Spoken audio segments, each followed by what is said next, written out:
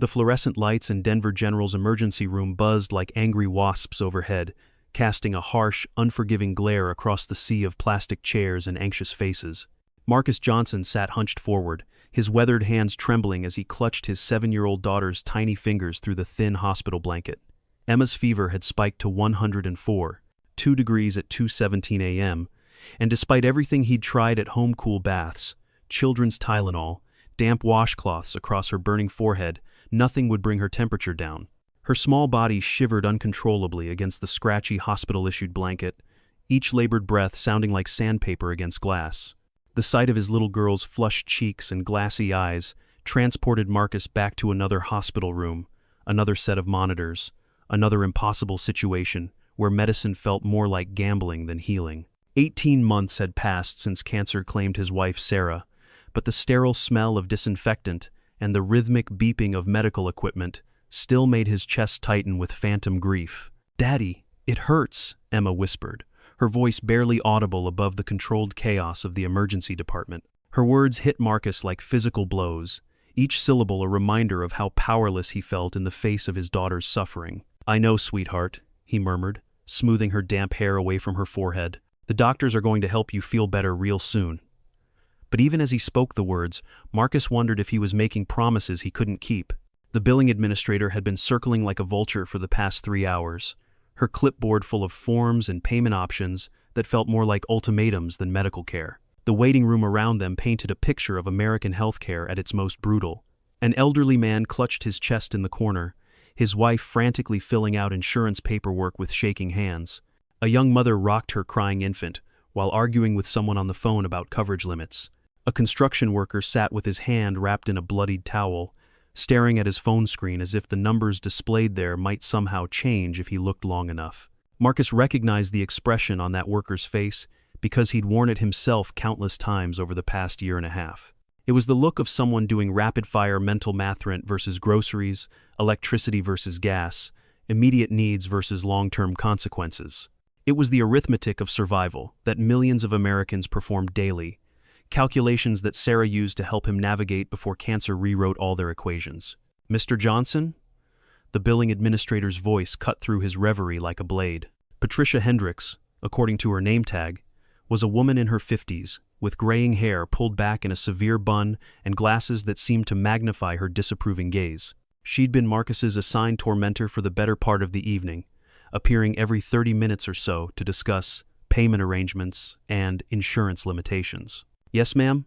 Marcus stood up carefully, trying not to disturb Emma, who had finally drifted into an uneasy sleep. "We need to discuss the CT scan situation before we can proceed with your daughter's treatment," Patricia said, her tone suggesting she'd had this conversation hundreds of times before. "I've reviewed your insurance policy, and while you do have coverage through Mountain States Construction, your plan has some significant limitations." Marcus felt his stomach drop. He'd been so proud when he'd landed the job with Mountain States 6 months ago. The pay was better than his previous position, and having insurance felt like a luxury after the months of COBRA payments that had drained their savings during Sarah's final battle with cancer. But now, standing in this sterile hallway with his daughter's life hanging in the balance, he was beginning to understand that having insurance and having coverage were two very different things. "What kind of limitations?" he asked, though he suspected he already knew the answer. Patricia consulted her clipboard with the detached efficiency of someone who'd delivered bad news so often it had become routine. "Your deductible is $5,000 per year, and you've only met about $800 of that so far. The CT scan your daughter needs will cost approximately $3,200, plus the radiologist's reading fee of $450, plus the emergency room facility fee of $1,100. We're looking at roughly $4,750 that you'll need to cover out of pocket before your insurance kicks in." The numbers hit Marcus like a physical assault. $4,750 might as well have been $47,500 or $475,000. After paying rent on their modest 2-bedroom apartment in Aurora, utilities, Emma's school expenses, and groceries, he typically had less than $200 left over each month. He'd already sold Sarah's engagement ring to buy Emma's school supplies at the beginning of the year, and the memory of that transaction still felt like betraying everything he and Sarah had built together. I don't have that kind of money," Marcus said, his voice barely above a whisper. "Isn't there some kind of payment plan or assistance program?" Patricia's expression softened slightly, but her words remained clinical. We do offer payment plans, but they require a minimum down payment of 25% of the total amount. That would be approximately $1,200 today, with the remainder spread over 12 months at 8.5% interest. Marcus did the math in his head. Even with the payment plan, he'd need to come up with $1,200 immediately, plus monthly payments of around $320 for the next year. Between his current bills and the ongoing medical debt from Sarah's cancer treatment, adding another $320 to his monthly obligations would mean choosing between keeping the lights on and keeping Emma fed. "What happens if I can't pay?" he asked, though he dreaded the answer. "Hospital policy requires that we stabilize emergency patients regardless of their ability to pay," Patricia explained. "But for diagnostic procedures like CT scans, we need payment authorization before we can proceed. I can see if the emergency physician is willing to treat your daughter symptomatically, but without imaging, we can't rule out more serious conditions." The weight of the situation crashed down on Marcus like a building collapse. They were asking him to choose between financial ruin and potentially missing a life-threatening condition in his daughter. It was an impossible choice, the kind of decision that no parent should ever have to make. Yet he knew from bitter experience that it was a choice faced by millions of American families every single day. Around him, the emergency room continued its relentless rhythm. Nurses moved with practiced efficiency between rooms, their colorful scrubs a stark contrast to the institutional beige walls. Monitors beeped their electronic symphonies, each sound representing someone's crisis, someone's fear, someone's desperate hope for healing. The intercom crackled occasionally with coded messages that sounded like a foreign language to civilian ears. Marcus sank back into the uncomfortable plastic chair beside Emma's gurney, feeling the full weight of his 18 months as a single father. When Sarah was alive, they'd been a team facing life's challenges together. She'd been the organized one, the planner, the one who researched insurance policies and negotiated with medical billing departments. She'd had a gift for finding solutions where Marcus only saw obstacles, for maintaining hope when circumstances seemed impossible. Now, sitting in this sterile waiting area with his daughter burning up with fever and a stack of bills he couldn't pay, Marcus felt more alone than he had since Sarah's funeral. The grief hadn't gotten easier to bear. It had just become more familiar, like chronic pain that you learn to work around but never truly ignore. Some days, he caught himself reaching for his phone to call Sarah about a decision regarding Emma, only to remember that the other half of their parenting partnership was gone forever. The worst part wasn't the financial pressure or even the medical uncertainty. It was the crushing awareness that he was failing at the most important job he'd ever had. Sarah had trusted him to take care of Emma, to be both mother and father, to somehow fill the enormous void left by her absence. But here he was, unable to even authorize a simple medical test because he couldn't afford it. "Daddy?" Emma's voice was small and hoarse, pulling Marcus back from his spiral of self-doubt.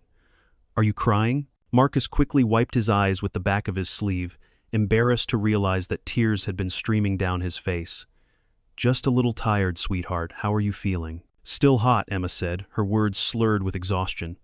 "And my head hurts really bad, like when Mommy used to get those headaches during the sick time." The comparison to Sarah's cancer-related headaches sent a fresh wave of panic through Marcus. What if Emma's fever was a symptom of something more serious? What if they were wasting precious time while he worried about money? The rational part of his mind knew that childhood fevers were usually benign, but rationality had no place in the heart of a parent watching their child suffer. That's when he felt the gentle pressure of someone settling into the chair beside him. Through his blurred vision, Marcus saw an elderly woman with silver hair pulled back in an elegant chignon. She was probably in her 70s, dressed in a simple but well-tailored navy blue dress that suggested quality without ostentation. Her face was kind, with the sort of lines that spoke of a life lived fully, and her eyes held a depth of understanding that immediately made Marcus feel less alone. She didn't speak at first, just sat there in companionable silence while Marcus struggled to compose himself. There was something about her presence that felt different from the sterile efficiency of the hospital staff or the anxious energy of the other families.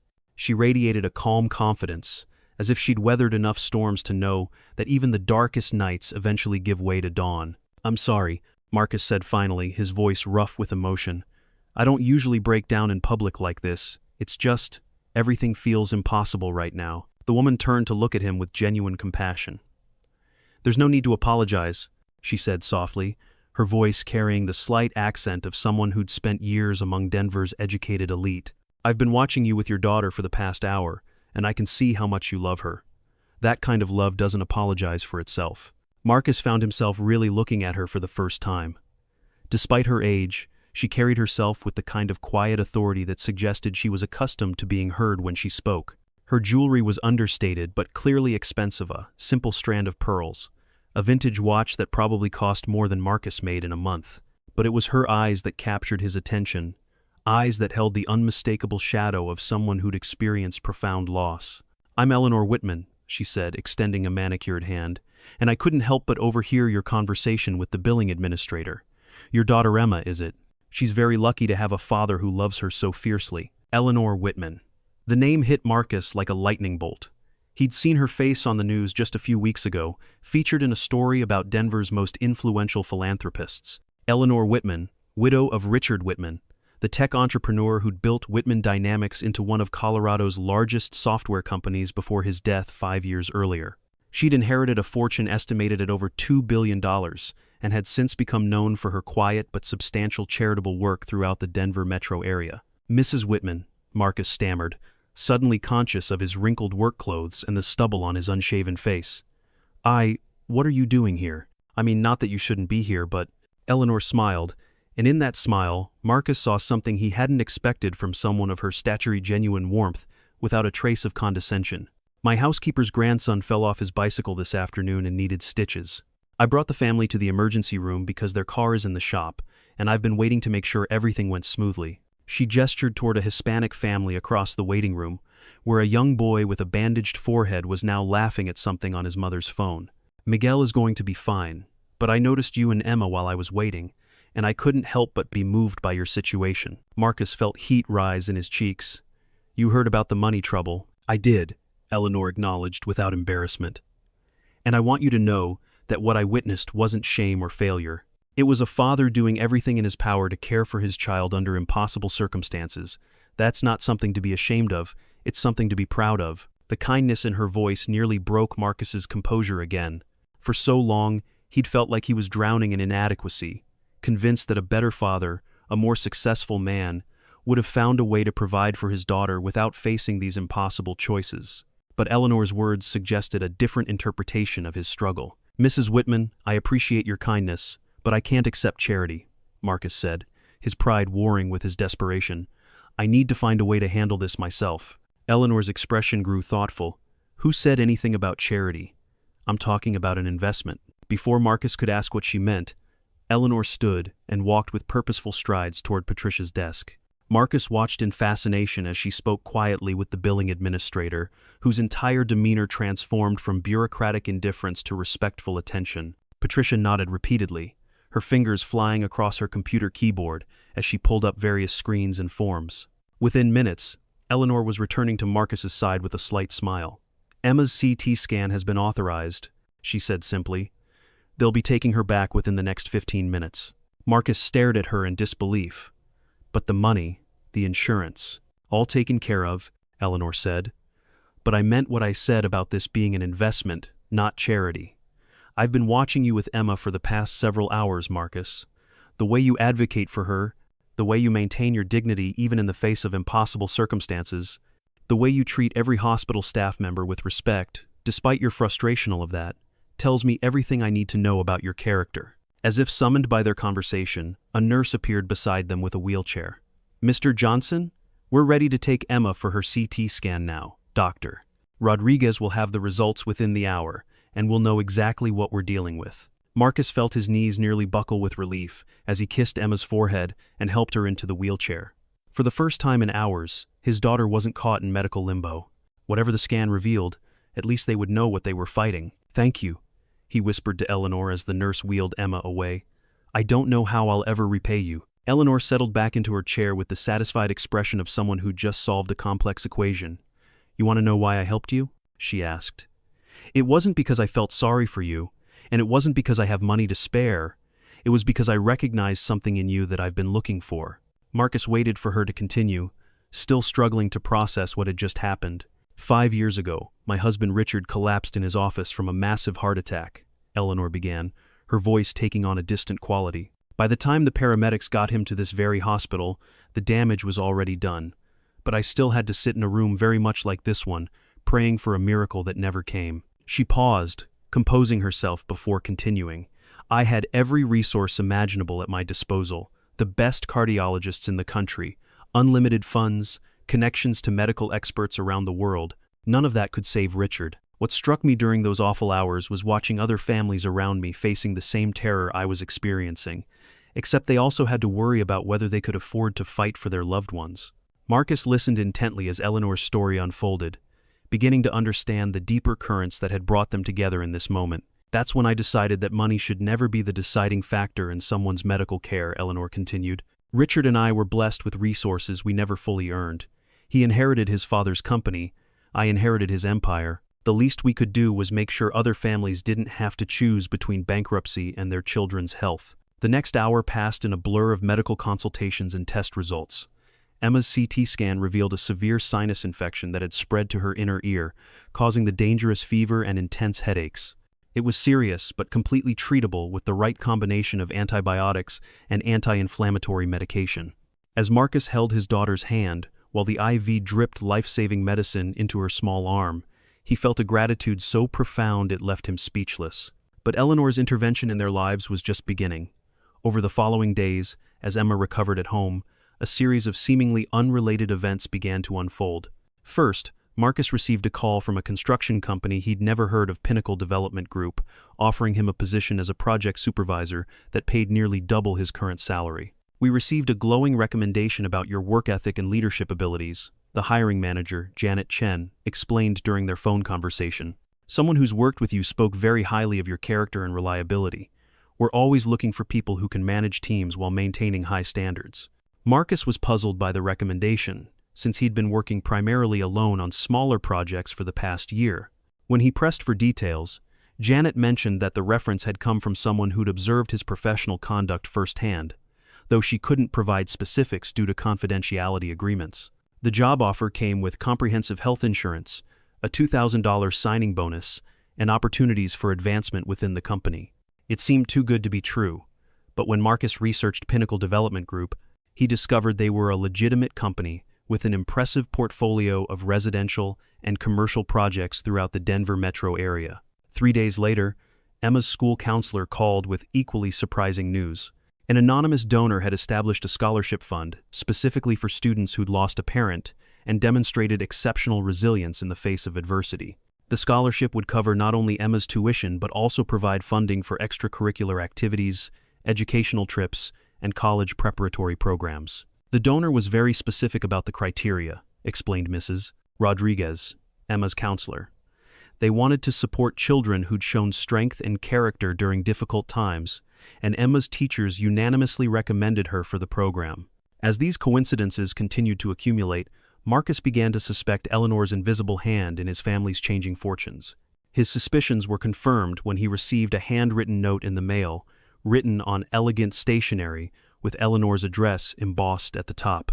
"Dear Marcus," the note read, "I hope you and Emma are settling into your new opportunities. I wanted you to know that everything I've done was based on my genuine belief in your character and potential. This isn't charity, it's an investment in the kind of person and father you've already proven yourself to be. I hope you'll consider having coffee with me sometime soon. I'd love to hear how you're both doing. Warmly, Eleanor." The coffee meeting took place the following Saturday at a small cafe in Cherry Creek, one of Denver's upscale neighborhoods. Marcus felt out of place among the designer-clad clientele, but Eleanor's warm greeting immediately put him at ease. She looked elegant in a simple cashmere sweater and slacks, her silver hair catching the morning light streaming through the cafe windows. "You look well," Eleanor observed as they settled into a corner table with their drinks. "How is Emma adjusting to everything?" "She's doing amazing," Marcus replied, still somewhat overwhelmed by the rapid changes in their circumstances. "The new insurance covered all her follow-up appointments, and she's completely recovered from the infection. Her grades are improving now that she's not worried about me working 3 jobs to pay the bills." Eleanor nodded with satisfaction. "And how are you handling the transition?" Marcus considered the question carefully. The new job had transformed their daily routine in ways both large and small. He no longer had to choose between groceries and gas money, no longer had to explain to Emma why they couldn't afford school field trips or birthday parties for her friends. The constant, low-level stress that had been his companion for 18 months was finally beginning to ease. "I keep waiting for the other shoe to drop," Marcus admitted. "This kind of change doesn't happen to people like me. I grew up in a world where you worked hard, kept your head down, and hoped for the best. The idea that someone would invest in my potential just because they saw something worthwhile, it's hard to wrap my head around." Eleanor stirred her coffee thoughtfully. "Can I tell you something about wealth, Marcus? Most people think it's about accumulation, gathering resources and holding on to them. But I've learned that true wealth is about circulation. Money that sits in accounts earning interest helps no one. Money that flows through communities, creating jobs, funding education, ensuring healthcare access, that money becomes part of something larger than any individual fortune." She paused, looking out the window at the busy street scene. "Richard and I were never blessed with children of our own. For years, that felt like our greatest failure. But after he died, I began to understand that maybe our role was different. Maybe we were meant to be the aunt and uncle to an entire community, investing in families like yours not because we had to, but because we could." Marcus found himself thinking about Eleanor's words long after their coffee meeting ended. He'd grown up in a working-class family where success was measured by what you could accumulate and hold on to, where asking for help was seen as weakness, and where the idea of community investment was often viewed with suspicion. But Eleanor's approach represented a completely different philosophy. She didn't see herself as a wealthy benefactor dispensing charity to the deserving poor. Instead, she saw herself as part of an interconnected web of human relationships where everyone had something valuable to contribute. Her wealth gave her the power to remove barriers that prevented people from reaching their potential, but the potential itself had to come from within. Over the following months, as Marcus settled into his new role at Pinnacle Development Group, he began to see how Eleanor's investment was creating ripple effects throughout their community. His increased salary allowed him to shop at local businesses instead of always seeking the cheapest options. Emma's improved educational opportunities were connecting their family with other families they might never have met otherwise. Most significantly, Marcus found himself in a position to help others for the first time since Sarah's death. When a coworker mentioned struggling to pay for his daughter's quinceañera after an unexpected medical bill, Marcus quietly covered the costs for the DJ and photographer. When Emma's teacher mentioned that some students couldn't afford the field trip to the Denver Museum of Nature and Science, Marcus found a way to sponsor them anonymously. Each act of generosity felt like honoring both Sarah's memory and Eleanor's example. Sarah had always believed in the importance of community support, even when their own resources were limited. She'd volunteered at Emma's school despite working full-time, organized meal trains for neighbors facing medical crises, and always found ways to help even when helping meant sacrificing something they needed themselves. The transformation in Marcus's life wasn't just financial, it was psychological and spiritual. He began to understand that the shame he'd felt about needing help had been misplaced.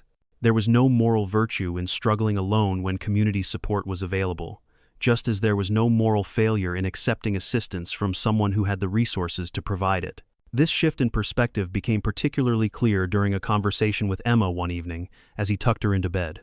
She'd been selected for the gifted and talented program at school, an opportunity that would have been impossible under their previous financial circumstances. "Daddy," Emma said, looking up at him with Sarah's intelligent eyes, "Mrs. Rodriguez at school says I'm really smart and could maybe go to college someday, but college costs a lot of money, doesn't it?" Marcus smiled, remembering when college had seemed like an impossible dream for his daughter. "It does cost money, sweetheart, but that's not something you need to worry about. There are scholarships and programs to help smart kids like you, and Daddy's job is going really well now." Emma considered this seriously. "Is that because the nice lady helped us at the hospital?" "Partly," Marcus said carefully. "Mrs. Whitman helped us when we really needed it, but she also helped us see that we had more to offer than we realized. Sometimes people need help to show what they're capable of, and sometimes people who can help others should do it because that's how communities work." Emma nodded thoughtfully. "So, when I grow up and become really smart and maybe rich, I should help other families too?" "If you can," Marcus replied, kissing her forehead. "But remember, helping doesn't always mean money. Sometimes it means being kind to someone who's having a bad day, or standing up for someone who's being treated unfairly, or just being a good friend when someone needs one." As Emma drifted off to sleep, Marcus reflected on how profoundly their lives had changed. Eleanor's intervention had saved them from financial catastrophe, but more importantly, it had shown them a different way of moving through the world, Instead of seeing themselves as isolated individuals struggling against overwhelming odds, they now understood themselves as part of a larger community where everyone's well-being was interconnected. The lesson that emerged from their experience went far beyond the power of wealth to solve problems, though Eleanor's resources had certainly been crucial. Instead, it was about the power of recognition, the ability to see past surface circumstances to the fundamental humanity that connects all people. Eleanor hadn't helped Marcus and Emma because they deserved it more than others, or because their story was particularly compelling. She'd helped them because she recognized that in a functioning community, everyone's struggles and triumphs affect everyone else.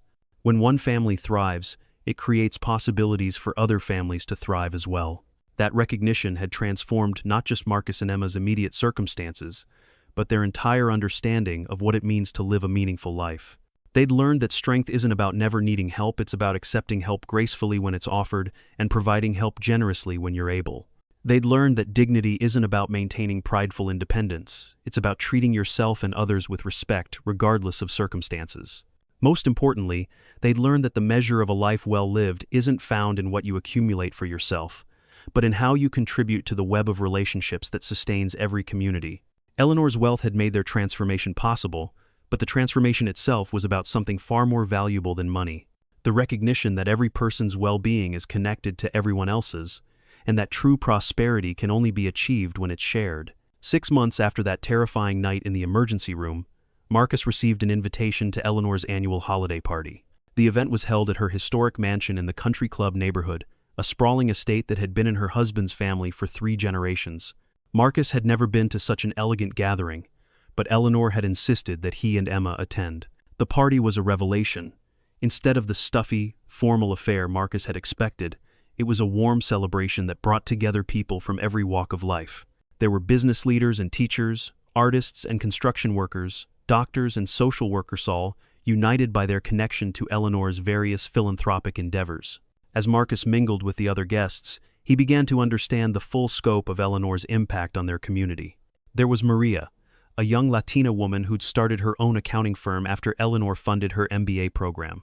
There was James, a veteran who'd been struggling with PTSD until Eleanor connected him with a specialized treatment program. There was Angela, a single mother who'd become a nurse practitioner after Eleanor provided childcare support during her training. Each person had a story similar to Marcus's moment of crisis, where Eleanor's intervention had created possibilities that wouldn't have existed otherwise. But what struck Marcus most was that none of these people saw themselves as charity cases. They all understood themselves as investments, as community members whose success contributed to everyone else's well-being. During the evening, Eleanor pulled Marcus aside for a private conversation in her study, a cozy room lined with books and family photographs. "I wanted to talk to you about something," she said, settling into a leather armchair beside the fireplace. "I've been thinking about expanding some of my community investment programs, and I'd like your input." Marcus was surprised by the request. "I'm not sure what advice I could give someone like you." "Someone like me?" Eleanor raised an eyebrow. "Marcus, you've lived the experience I'm trying to address. You understand the real challenges that working families face, the dignity issues involved in accepting help, the systemic barriers that prevent people from reaching their potential. That perspective is invaluable."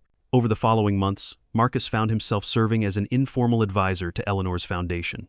His role was to help identify families and individuals who could benefit from strategic investment and to ensure that the foundation's programs maintained the dignity and respect that had made his own experience so transformative. It was challenging work that required him to think beyond his own experience and consider the broader patterns of inequality and opportunity in American society. But it was also deeply fulfilling, allowing him to contribute to something larger than his own family's well-being. As Marcus became more involved in Eleanor's philanthropic work, he began to understand that their chance meeting in the hospital emergency room hadn't been chance at all. Eleanor had been spending time at Denver General for months, quietly observing families in crisis and looking for opportunities to make a difference.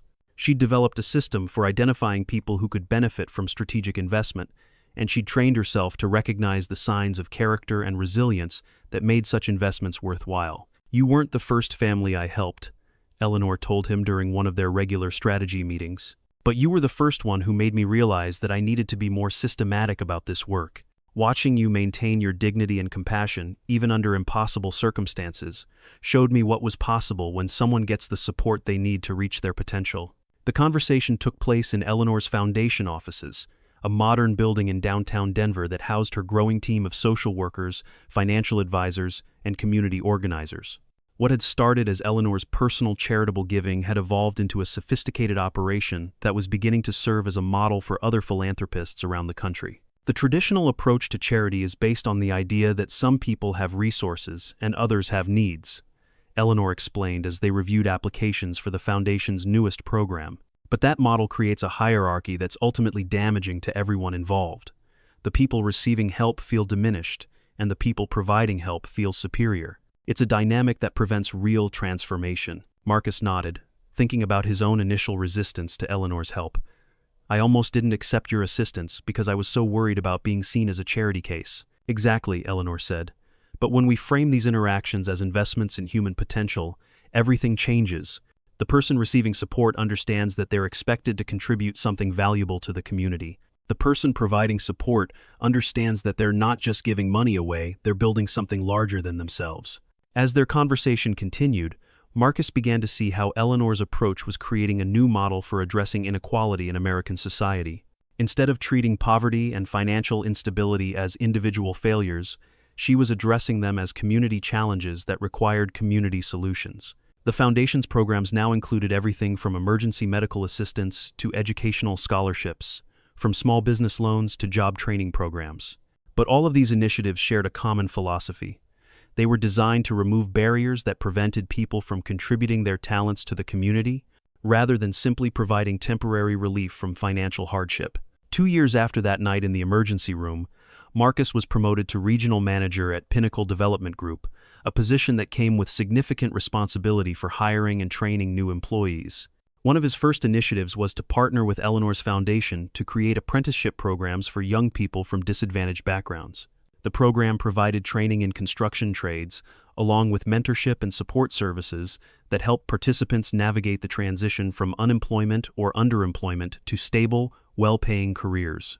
Marcus drew on his own experience to design the program, ensuring that participants were treated with dignity and respect throughout the process. The key is to make it clear that we're investing in their potential, not rescuing them from their circumstances, Marcus explained to his team during one of their planning meetings.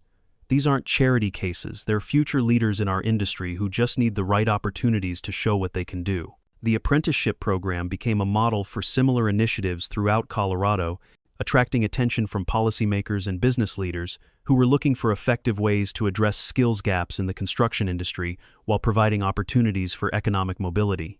Emma, now 9 years old, had become an active participant in the foundation's youth programs. She volunteered at community events, helped organize fundraisers, and served as a mentor to younger children whose families were going through difficult times.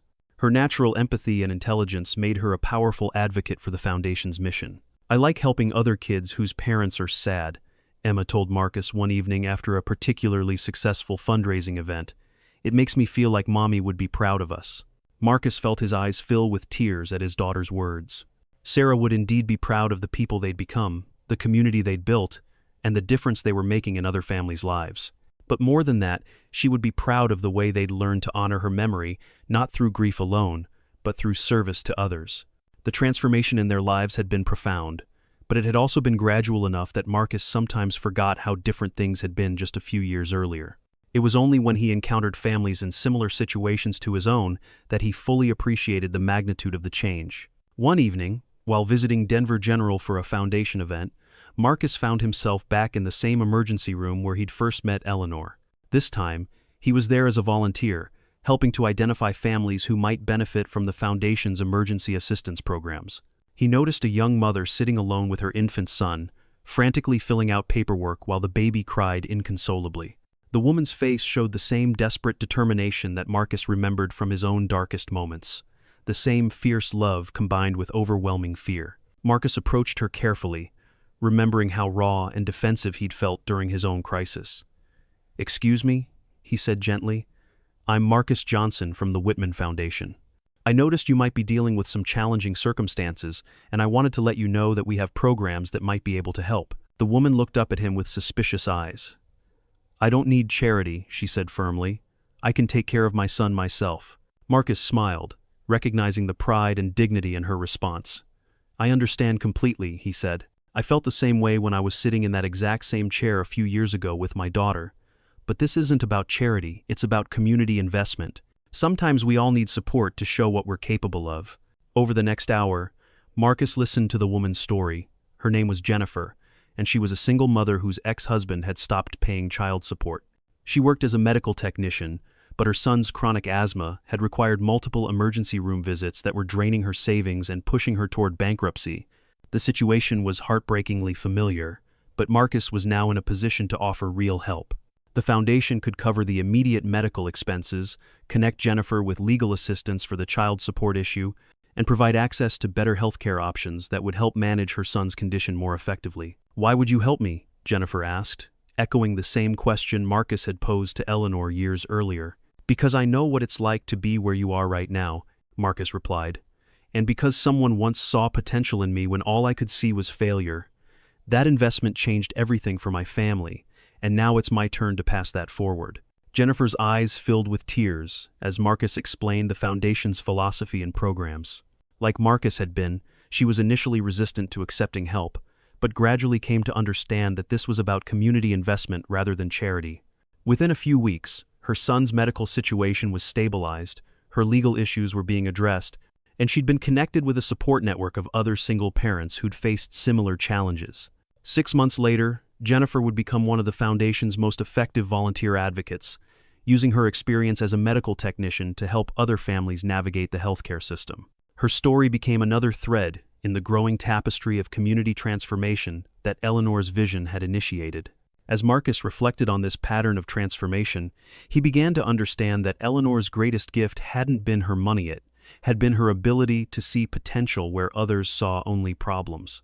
She'd recognized that many of the challenges facing American families weren't the result of personal failures, but of systemic barriers that prevented good people from reaching their potential. The Foundation's work was now documenting and addressing these barriers in ways that were beginning to influence policy at the state and national level. Marcus found himself testifying before legislative committees about the need for healthcare reform, speaking at conferences about innovative approaches to poverty reduction, and consulting with other philanthropists who wanted to replicate Eleanor's model in their own communities. "You've become quite the advocate," Eleanor observed during one of their regular breakfast meetings. They now met monthly at the same Cherry Creek Cafe, where they'd had their first real conversation, a tradition that had become precious to both of them. "I never thought I'd be the kind of person who speaks at conferences or talks to politicians," Marcus admitted. "But I keep thinking about all the families out there who are facing what Emma and I faced, and I can't stay quiet when I know there are solutions." Eleanor nodded approvingly. "That's exactly what I hoped would happen. Real change doesn't come from wealthy people. Writing checks, it comes from people who've lived the experience becoming advocates for systemic transformation." Their conversation was interrupted by a familiar voice calling Marcus's name. He turned to see Dr. Rodriguez, the emergency physician who'd treated Emma that first night at Denver General. She approached their table with a warm smile, carrying her own coffee and what appeared to be medical journals. "Marcus, I thought that was you," Dr. Rodriguez said, then noticed Eleanor. "And Mrs. Whitman, what a pleasant surprise. I heard about the Foundation's new emergency medicine initiative. It's already making a huge difference in our ability to provide care regardless of patients' financial circumstances." The three of them spent the next few minutes discussing the program, which had essentially eliminated the billing conversations that had once tormented families like Marcus's. Instead of focusing on payment authorization before providing care, participating hospitals could now focus entirely on medical treatment, knowing that the Foundation would work with families afterward to address financial concerns through a combination of insurance advocacy, payment assistance, and connection to other support services. "I have to tell you," Dr. Rodriguez said to Marcus, "watching what you and Mrs. Whitman have built together has restored my faith in what's possible. I went into emergency medicine because I wanted to help people in crisis, but I was getting burned out by all the families I couldn't really help because of financial barriers. Now I feel like we're actually practicing medicine the way it should be practiced." After Dr. Rodriguez left to return to her shift, Eleanor and Marcus sat in comfortable silence for a few minutes, processing the encounter. It represented everything they'd hoped to achieve: medical professionals able to focus on healing rather than billing, families receiving care without facing financial devastation, and a community coming together to solve problems that had once seemed insurmountable. "You know what strikes me most about this whole journey?" Eleanor said finally. "When I first sat down next to you in that emergency room, I thought I was helping one family through a crisis. I had no idea we were starting something that would eventually touch thousands of lives." Marcus smiled, thinking about all the families who'd been helped by programs that had grown out of his and Emma's experience. Emma likes to say that good things spread like ripples in a pond. One person helps another, and then that person helps someone else, and eventually the whole pond is different. The metaphor was apt. What had started as Eleanor's personal response to one family's crisis had evolved into a comprehensive approach to community development that was being studied and replicated across the country. The Whitman Foundation had become a model for how private philanthropy could work in partnership with public institutions to address root causes of inequality rather than simply treating symptoms. But perhaps more importantly, the foundation had demonstrated that transformation was possible when people were treated with dignity and respect, when their potential was recognized and invested in, and when communities came together to support everyone's success. Emma, now thriving in 5th grade, had become something of a celebrity in the foundation's youth programs. Her natural leadership abilities and deep empathy made her a powerful spokesperson for the organization's mission, and she'd begun speaking at fundraising events about her family's experience. "When my daddy and I were scared and didn't have money for my medicine, Mrs. Eleanor didn't just give us money," Emma said during one particularly moving presentation. "She gave us hope. She showed us that we mattered to our community, and that helped us see that we could matter to other people too." The audience at that event included several major donors who'd been considering whether to support the foundation's expansion plans. Emma's words, delivered with the unvarnished honesty that only children possess, convinced them that this was an organization worth investing in. Later that evening, as Marcus tucked Emma into bed, she asked him a question that had clearly been on her mind. "Daddy, do you think Mommy would like what we're doing now?" Marcus considered the question carefully. Sarah had always believed in the importance of community service, but she'd also been fiercely protective of their family's independence. She might have struggled initially with accepting Eleanor's help, just as Marcus had, but she would have understood eventually that accepting help gracefully was just as important as providing help generously. "I think Mommy would be very proud of who we've become," Marcus said finally. "She always said that the measure of a person isn't what happens to them, but how they respond to what happens. We've taken something really hard and turned it into something that helps other people." That's exactly what she would have wanted. Emma nodded sleepily. "I miss her every day, but I like knowing that we're making the world a little bit better because of what she taught us."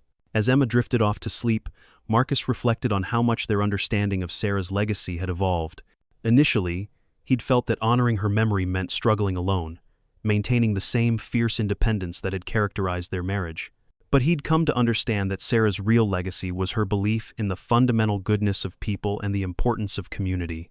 The foundation's work was now expanding beyond emergency assistance to address long-term issues like affordable housing, educational equity, and workforce development. Marcus had been promoted to Director of Community Engagement, a role that allowed him to work full-time on identifying and developing programs that could create lasting change in people's lives. One of his most successful initiatives was a partnership with local trade schools and community colleges to provide comprehensive support for students from low-income families. The program included not just tuition assistance, but also childcare, transportation, mental health services, and job placement support. It was designed based on Marcus's understanding that financial barriers were often just one of many obstacles that prevented people from reaching their potential. "The key insight," Marcus explained to a group of foundation board members during a quarterly review meeting, "is that poverty isn't just about money. It's about isolation, stress, limited access to information, and 100 other factors that make it hard for people to navigate systems that weren't designed with them in mind." The board meeting was taking place in the foundation's new headquarters, a beautiful building in downtown Denver that had been designed to reflect the organization's values. Instead of the intimidating marble and mahogany that characterized many philanthropic institutions, the space was warm and welcoming, with comfortable seating areas, children's play spaces, and meeting rooms that could accommodate families rather than just professionals. Eleanor had insisted on this approach from the beginning. "If we want people to feel like partners rather than supplicants," she'd argued, "we need to create spaces that welcome them as equals." The philosophy was reflected in every aspect of the foundation's operations. Rather than requiring people to navigate complex application processes, the foundation had developed a network of community liaisons who could identify families in need and connect them with appropriate resources. Rather than imposing rigid requirements for assistance, the foundation worked with each family to develop customized support plans that addressed their specific circumstances and goals. This approach required more time and resources than traditional charitable models, but it was also more effective at creating lasting change. The foundation's success rates were remarkable. Over 85% of families who received comprehensive support achieved stable financial independence within 2 years, and many went on to become community leaders themselves. Marcus's own journey from desperate single father to community advocate had become the template for this transformation process. But he was no longer unique. The foundation's files were full of similar stories of people who'd overcome crisis with support and gone on to help others do the same. One of the most powerful examples was David Chen, a veteran who'd been struggling with PTSD and unemployment when the foundation first connected him with mental health services and job training. 2 years later, David had not only found stable employment, but had also started a nonprofit organization that helped other veterans navigate the transition to civilian life. Another was Maria Santos, a teenage mother who dropped out of high school when she couldn't afford childcare. The foundation had provided both childcare support and tutoring that allowed her to complete her GED and then attend nursing school. She was now working as a pediatric nurse at Denver General, often caring for children whose families were facing the same challenges she'd once experienced. These success stories weren't just feel-good anecdotes, they were evidence of a fundamental truth that Eleanor had recognized from the beginning. Most people who appear to be failing aren't lacking in character, intelligence, or motivation. They're lacking in opportunity, support, and sometimes just the knowledge that someone believes in their potential. The foundation's approach was now being studied by researchers at universities across the country, and its model was being adapted by philanthropic organizations in dozens of other cities. Eleanor had been invited to speak at conferences around the world about innovative approaches to poverty reduction and community development, but for all the recognition and success, Eleanor remained focused on the individual relationships that had always been at the heart of her work. She still spent time at Denver General, still personally reviewed applications for emergency assistance, and still made it a point to attend foundation events where she could meet the families who'd been helped by the organization's programs. The moment we lose sight of the individual stories, we lose what makes this work effective, she often reminded the foundation's staff. Every family is different, every situation is unique, and every person deserves to be treated with dignity and respect. This philosophy was put to the test when the foundation faced its first major crisis. A local news investigation had raised questions about the organization's selection criteria, suggesting that some families received more assistance than others based on subjective judgments about their worthiness. The story implied that the foundation was operating more like a private club than a public charity. The accusations stung because they touched on Marcus's deepest fears about his own experience. Had Eleanor helped his family because she'd seen something genuinely valuable in them, or had they simply been lucky enough to catch her attention at the right moment? Were they perpetuating a system that helped some deserving families while ignoring others? The foundation's response to the crisis revealed the strength of the community they'd built together. Instead of defending themselves against the accusations, Eleanor and Marcus invited the investigative reporter to spend a month shadowing the foundation's operations. They opened their files, allowed interviews with staff and beneficiaries, and submitted to detailed financial auditing. The resulting follow-up series of articles told a very different story. The reporter documented a rigorous but compassionate approach to community investment that was achieving remarkable results. She interviewed dozens of families who'd been helped by the foundation, including many who'd initially been skeptical of its motives. She examined the organization's financial records and found evidence of careful stewardship and strategic thinking. Most importantly, she discovered that the foundation's success wasn't based on picking winners and losers, but on removing barriers that prevented people from succeeding. The families who thrived after receiving assistance weren't fundamentally different from those who continued to struggle. They were simply people who'd received the right support at the right time. What makes the Whitman Foundation different, the reporter concluded in her final article, isn't that they have a magic formula for identifying deserving families. It's that they've created a system that treats everyone with dignity and provides whatever support is needed for each person to reach their potential. The crisis had actually strengthened the foundation's credibility and expanded its influence. Other philanthropic organizations began adopting similar transparency practices, and several major foundations announced new initiatives based on the Whitman model. For Marcus, the experience had been a reminder of how far he'd traveled from that desperate night in the emergency room. He was no longer someone who happened to benefit from another person's generosity. He was a leader in his own right, someone whose experience and insights were valued by people far beyond his immediate community.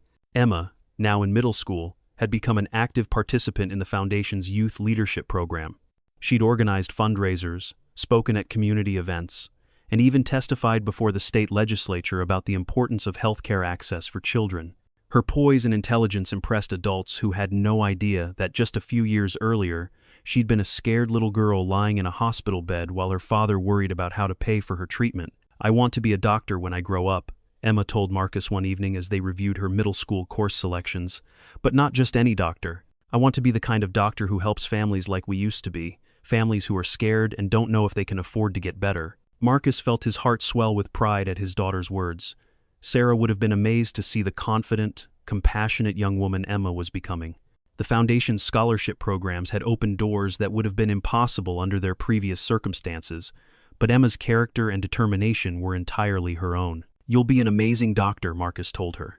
"But remember, there are lots of ways to help people. You might discover something completely different that you're passionate about." Emma nodded thoughtfully. "I know, but whatever I do, I want it to be something that helps other kids not be scared like I was. Even if I don't become a doctor, I want to spend my life making things better for families." The conversation took place in their new home, a modest but comfortable house in a good neighborhood that Marcus had been able to purchase with the stability provided by his job at the Foundation. It wasn't a mansion, but it had a backyard where Emma could play, a kitchen where they could cook meals together, and enough space for both of them to pursue their interests. The house also had a guest room that they frequently used to host families who were going through the same kind of crisis they'd once faced. Marcus had discovered that sometimes the most powerful form of support was simply knowing that someone else had survived similar circumstances and come out stronger on the other side. These informal mentoring relationships had become one of the Foundation's most effective programs. Families who'd successfully navigated crisis with the Foundation's support were connected with newly assisted families to provide practical advice, emotional support, and living proof that transformation was possible. "It's not about telling people what to do," Marcus explained to new mentors during training sessions. "It's about listening to their concerns, sharing your own experience when it's relevant, and helping them see possibilities they might not recognize on their own." The mentoring program had grown to include over 200 families across the Denver metro area, creating a network of mutual support that extended far beyond the Foundation's formal programs.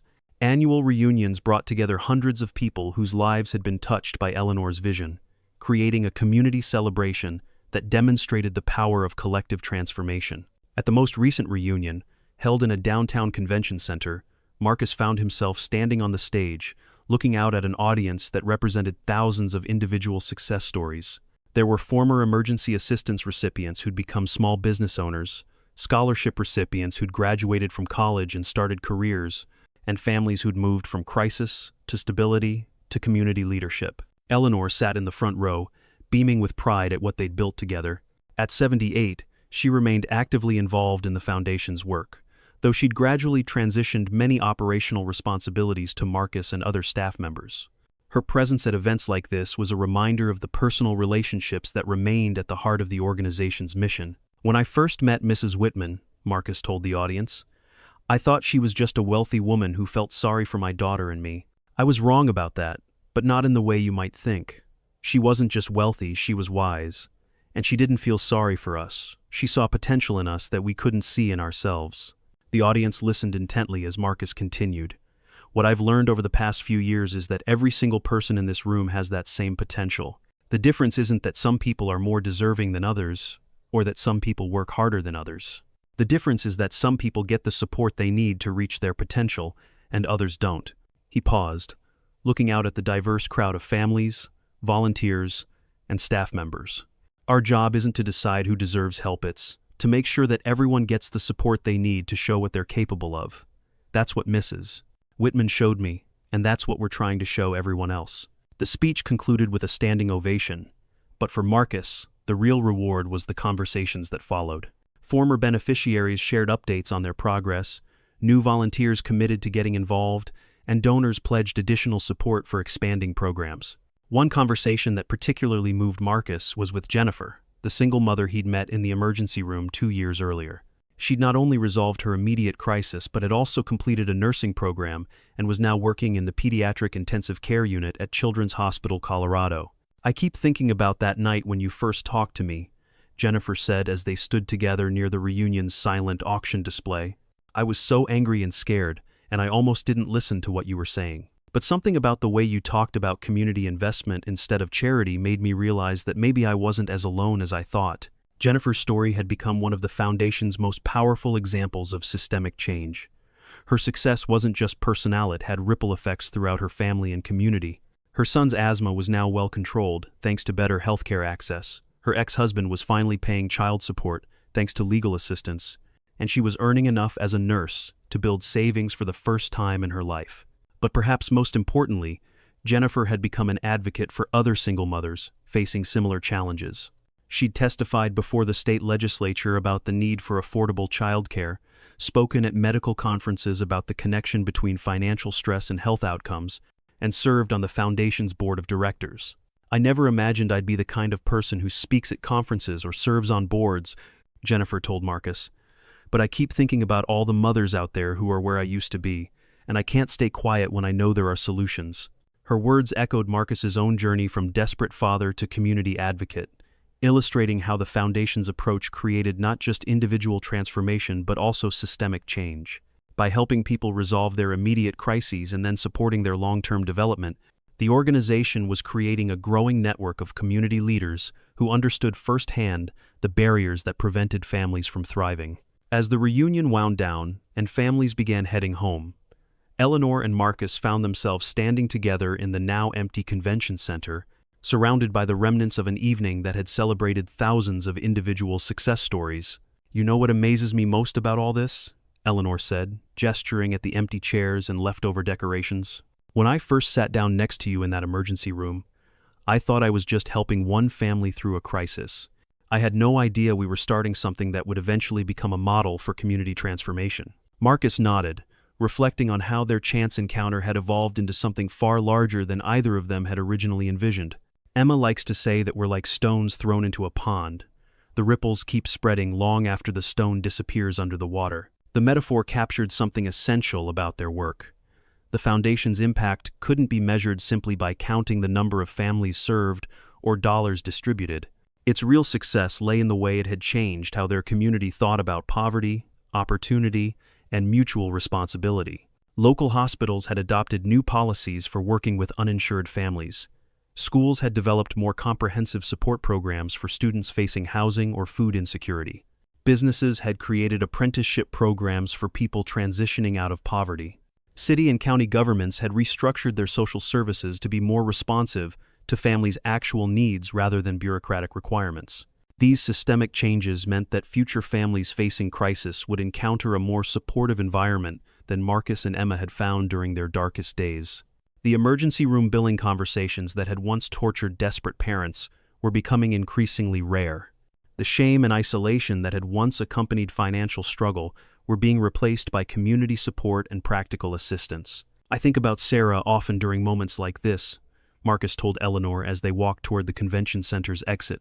"She always believed that people were fundamentally good, that communities could take care of their own if they just had the right systems in place. I think she would be amazed to see how that belief has become reality." Eleanor smiled, understanding the deep connection between Marcus's late wife and the work they'd built together. "Sarah's belief in human goodness is what made you the kind of father who could maintain his dignity and compassion even under impossible circumstances. That's what I saw in you that night, and that's what made me believe you were worth investing in." As they stepped out into the cool Denver evening, Marcus reflected on how profoundly his understanding of success had evolved. 5 years earlier, success had meant simply surviving each day, keeping Emma fed and housed and healthy despite their impossible financial circumstances.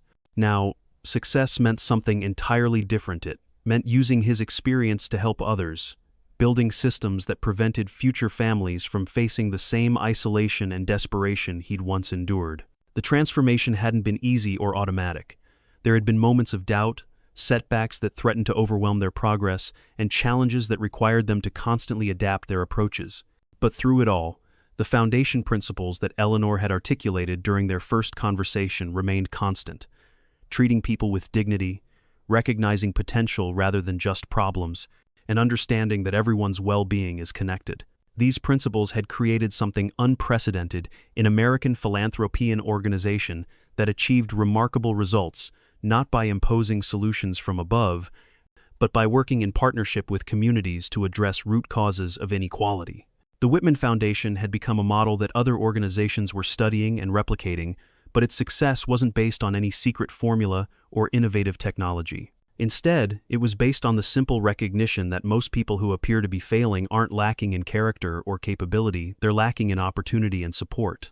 When those barriers are removed with dignity and respect, most people not only succeed, but go on to help others succeed as well. This understanding had transformed not just Marcus's circumstances, but his entire worldview. He'd grown up believing that success was primarily a matter of individual effort and that asking for help was a sign of weakness. But his experience with Eleanor and the foundation had taught him that interdependence, not independence, was the key to both personal fulfillment and community prosperity. "You know what I'm most grateful for?" Marcus asked Eleanor, as they stood beside their cars in the parking garage. "It's not just that you helped Emma and me when we needed it most. It's that you showed us how to live differently, how to see ourselves as part of something larger than our own struggles." Eleanor's eyes twinkled with the satisfaction of someone who'd seen her deepest hopes realized. "That was always the real goal," she said. "Individual assistance was just the beginning. The real transformation happens when people understand that their success is connected to everyone else's success." As they said their goodbyes and headed to their respective homes, Marcus thought about the conversation he'd have with Emma when he got back. She'd want to hear about every detail of the reunion, every story of transformation and success, every example of how their community was becoming the kind of place where everyone had the opportunity to thrive. But more than that, Emma would want to talk about the future, about the foundation's expansion plans, about the new programs they were developing, about the ways they could continue building on Eleanor's vision of community investment and mutual support. At 13, Emma had already begun developing her own ideas about social change and community development. She'd started a peer mentoring program at her middle school, organized fundraisers for local charities, and even presented her own proposal to the foundation's youth board about creating support groups for children who'd lost parents. Her proposal had been remarkably sophisticated for someone her age, demonstrating both the analytical skills she'd inherited from Sarah and the practical wisdom she'd gained from watching Marcus and Eleanor work together. The program she'd designed was now being piloted in 3 Denver-area schools, with plans for expansion based on initial results. "Emma's going to surpass both of us before she's out of high school," Eleanor had observed during one of their planning meetings. "She has all the passion and intelligence we've tried to cultivate, but she also has something we didn't. Growing up in a world where community investment and mutual support are normal rather than revolutionary." Marcus had realized that Eleanor was right. Emma was part of the first generation to grow up within the framework they'd built, understanding from childhood that communities could and should take care of their members, that success was something to be shared rather than hoarded, and that everyone had both something to contribute and something to learn from others. This generational shift represented perhaps the most important outcome of their work. The systems and programs they'd created were important, but the real transformation lay in changing how young people understood their relationships to their communities and their responsibilities to each other. As Marcus drove home through the familiar streets of Denver, he passed landmarks that reminded him of their journey: the construction site where he'd first worked after Eleanor's intervention, the hospital where Emma had received her life-saving treatment, the school where she was now thriving academically and socially. Each location held memories of struggle and growth, of moments when the future had seemed uncertain and times when possibilities had opened up beyond anything he'd dared to imagine. Together, they formed a map of transformation that illustrated how individual change and community development could reinforce each other in powerful ways. The drive also took him through neighborhoods where the foundation's work was most visible, areas where new small businesses had opened with foundation support, where families had moved into stable housing after receiving emergency assistance, where children were attending better schools because of scholarship programs and educational initiatives. These weren't dramatic transformations that would make headlines or win awards.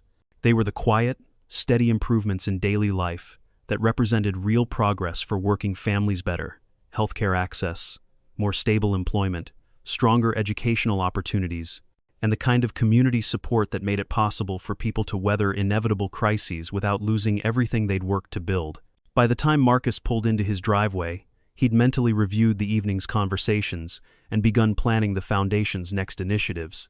There was still so much work to be done, so many families who needed support, so many systemic barriers that required creative solutions. But for the first time since Sarah's death, Marcus felt confident about the future.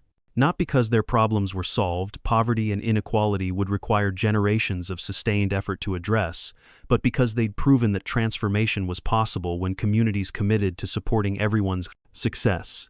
Emma was waiting up for him when he came through the front door, curled up on the living room couch with homework spread around her and their cat, Whiskers, sleeping on her lap. She looked up expectantly as Marcus hung up his jacket, clearly eager to hear about the reunion. "How did it go, Dad? Did you see Jennifer? What about David? Did Mrs. Eleanor make her speech about the ripple effects?" Marcus smiled at his daughter's enthusiasm. She knew most of the foundation's success stories personally, having attended numerous events and volunteered at many programs. To her, these weren't just statistics or case studies, they were friends and neighbors whose lives had become intertwined with their own through the community they'd built together. "It was amazing," Marcus said, settling into his favorite chair. "Jennifer is doing incredibly well in her nursing program. David's veteran support organization just received a major federal grant, and Mrs. Eleanor gave the most beautiful speech about how communities grow stronger when everyone has the chance to contribute their gifts." Emma nodded seriously, processing this information the way she did everything with the intensity of someone who understood that the work they were doing mattered beyond their immediate family. "I've been thinking about the proposal I submitted for high school programs," she said. "I think we need to do more than just provide academic support. We need to help kids understand that they're part of a community that cares about their success." Marcus was continually amazed by his daughter's insights.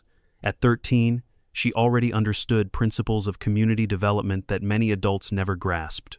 Her instinct that young people needed to feel valued and supported was exactly right, and her ideas about how to create those conditions were often more innovative than anything the foundation's professional staff had developed. "Tell me more about what you're thinking," Marcus said, genuinely curious about Emma's perspective. "Well," Emma began, shifting into the focused tone she used when discussing serious topics, "I've been talking to kids at school, and a lot of them feel like adults only pay attention to them when they're in trouble or when they need something.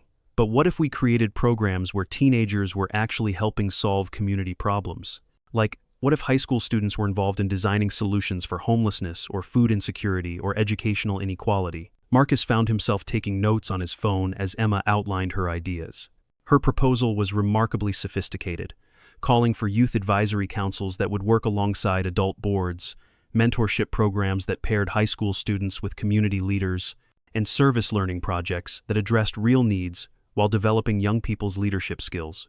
"The foundation has always talked about investing in people's potential," Emma continued, "but I think we could do more to show young people that they already have potential to contribute right now, not just someday when they're adults." Marcus realized that his daughter had identified something crucial that the foundation had overlooked.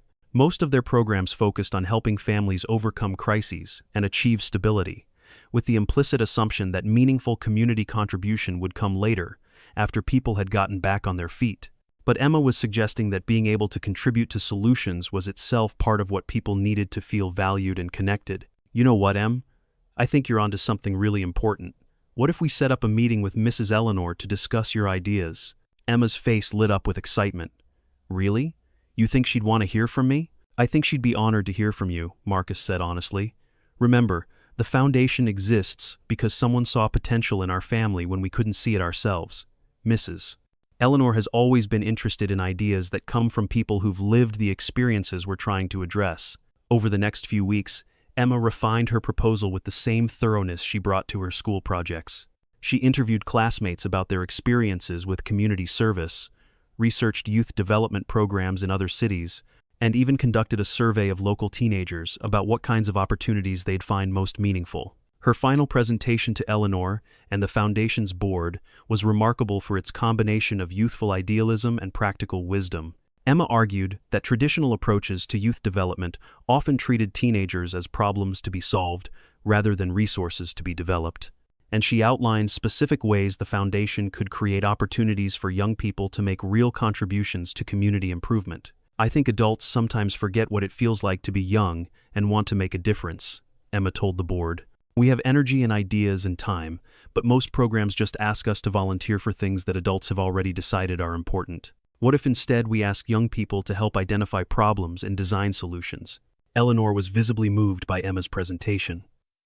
"When I first met your father," she told Emma, "I saw a man who refused to give up on his daughter despite impossible circumstances. Now I see where that determination comes from. He's been learning from you all along." The board approved Emma's proposal unanimously, and within 6 months, the foundation had launched its first Youth Innovation Lab. The program brought together teenagers from across the Denver metro area to work on community challenges, with adult mentors providing guidance and resources, but allowing young people to lead the problem-solving process. The first cohort of Youth Innovation Lab participants tackled issues ranging from food insecurity in schools to transportation barriers for low-income families. Their solutions were often more creative and practical than anything adult committees had developed, precisely because they approached problems without preconceived notions about what was or wasn't possible. One team developed a peer-to-peer tutoring network that helped struggling students while providing leadership opportunities for academically successful ones. Another created a mobile app that connected families with surplus food to neighbors who could use it, reducing waste while addressing hunger.